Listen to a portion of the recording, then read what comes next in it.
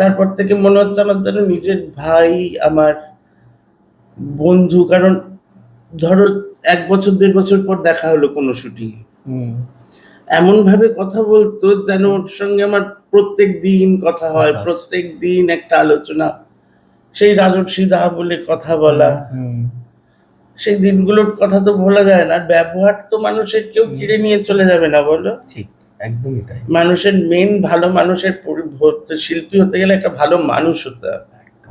ভালো মানুষ হতে পারলেই তুমি সেই তোমার শিল্প সত্তাটাকে ফুটিয়ে তুলতে পারো। গড়িয়াহাট মলের ওপরেই ওই পোস্টাল লঞ্চটি হয়েছিল।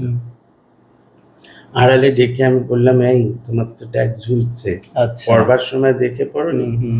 এই মা, না দাদা আমি তো দেখিনি, আর কাটতেও পারছি না, খুব শক্ত। তারপরে একটি কাঁচিটা জোগাড় করে আমি কেটে ওকে আবার পাঠালাম।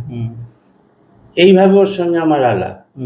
তারপর ছবির শুটিং চলাকালীন সকল যেমন গল্প হয়, কি করো না করো, ছোট একটা ছেলে সাজতে ভালোবাসতো। হ্যাঁ, আচ্ছা। তখন যে আমি কাজ করতাম আর কোনো বিরক্তি ছিল না। আচ্ছা।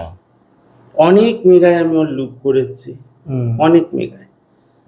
এমনও হতো পরের দিন কন্টিনিউটি থাকলে সে শার্টটা পরে চলে গেল, পরের দিন নিজেই কিছু হায়রান করে পড়ে এসে বলছে, কি শান্তি তো? এই যে রাহুলের এই মৃত্যু তোমাকে কতটা শোকাহত করলো? বিশ্বাস করো, রাহুলের যে খবরটা আসলো, আমরা রবিবার দিন ২৯ তারিখ বসলাম, তারপর ওই রয়ের ফোনটা এলো। আচ্ছা। তো রয় বললো, কি বলছো? যা, হতেই পারে না। তা আমি ইশারা করে বললাম, কি বলছো বলো না। না তোমরা ঠিক খবর দিচ্ছ না।